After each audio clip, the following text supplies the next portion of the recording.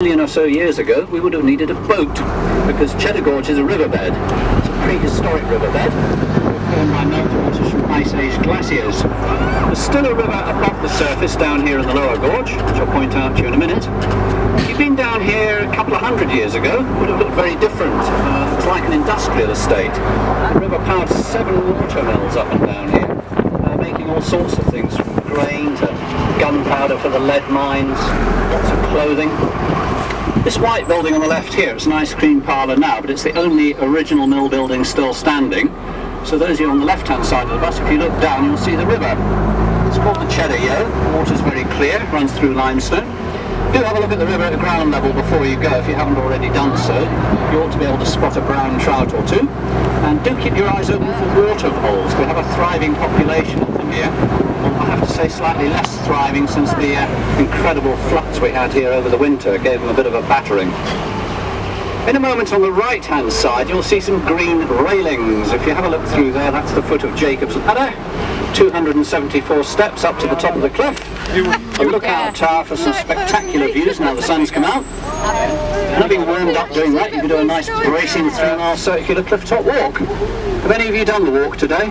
Yeah, good? Good views? Yeah, or sort of 3 steps. Better now the sun's come out. 3 steps. Oh! Yes, you did, In a 3 moment on the steps. right-hand side, we'll be outside the 3-step entrance walk, to yeah? the smaller of the 2 caves, open to the public. That's my colleague Andres down there, so give him a wave and a cheer.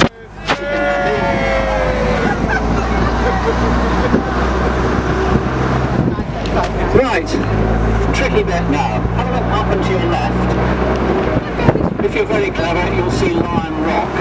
This does require a little imagination, but if we get a bit closer to that big rock up there, you'll see it does indeed look like a lion's head. Sorry, can you see it? And below Lion Rock, just past the tea rooms here, is Lion Rock House. That's home to our museum, Cheddar Man and the Cannibals, just coming into view on our left. They were on the pub last night, weren't they?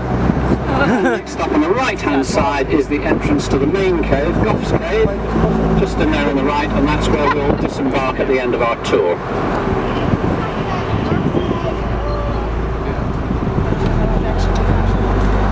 Now, once we're up around the next bend, we're out of the lower gorge, into the commercial area, if you like, into the upper gorge. No more shops or buildings, just lots of high cliffs.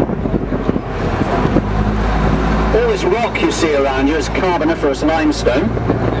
Believe it or not, it is made entirely from things that used to be swimming around in the sea. If you go back 300 million years or so, this part of the world was under the sea, and as the sea creatures died, their remains sank to the bottom, and over millions of years formed layer upon layer of solid rock on the seabed. Then after the seas had gone, massive earth movements forced the rock up into a mountain range. This is what's left of the mountain range after a bit of weathering, Mendip Hills. And as I mentioned earlier, during the Ice Ages, great quantities of water came down here from the north every time the ice melted, and eventually carved the gorge out of the limestone rock. So all this is formed by water. There is just one part of the gorge that was not formed naturally. That's coming into view now on your left. That's man-made. It's a disused quarry. You see some very large boulders at the far end of the quarry. There was a huge rock fall in here in 1906, and it's not been used since then. Makes for a nice picnic area, no? It's not to wave at the climbers in case they wave back. We've just missed High Rock on your right, but don't worry, we'll pull in there for a closer look when we've turned the bus around. If you see any interesting wildlife, any 4-legged animals, do point and shout and we'll try and identify them. In the meantime, up here on the right, that's called Priest Rock, which is rather an odd name. Again, we'll pull in there in a moment and have a closer look. Coming up now through the narrowest part of the gorge. Did any of you drive up here today? Normally the people who've driven up here sit right at the back of the bus. Yeah. Can be a bit tricky, especially coming back down again.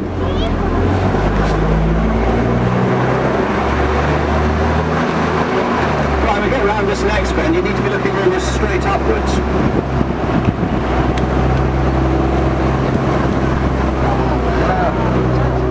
There you go, it's 450 feet up to the top there, to the pinnacles. No local is the 3 systems. probably the highest inland cliffs in the country. Ah, right, have a look up there. Do you see those mountains out there, the British primitive goats? See them? On the top there? The gorge is a very important conservation area. British primitive goats were reintroduced here about 8 years ago to help our conservation team. You get too much invasive tree root growth, it cracks the rock. So the goats are doing a grand job helping us keep the scrub under control.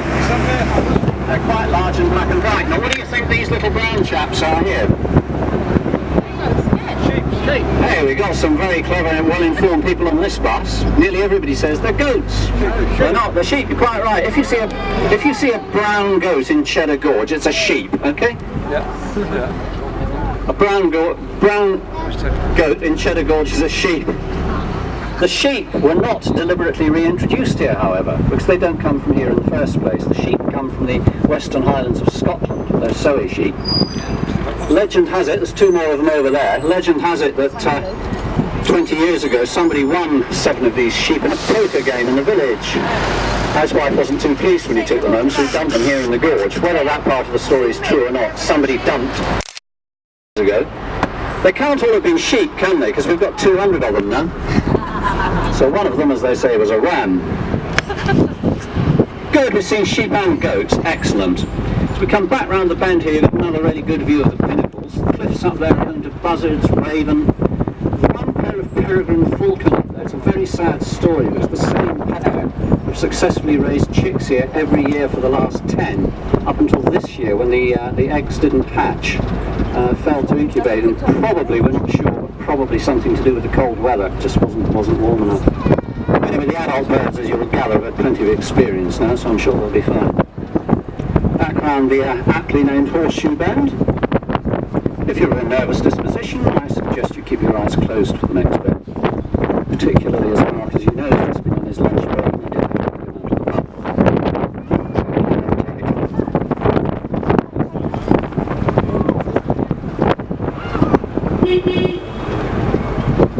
A clear run, excellent. Imagine what it's like here on a bank holiday Monday. Right, we'll pull in here for a moment.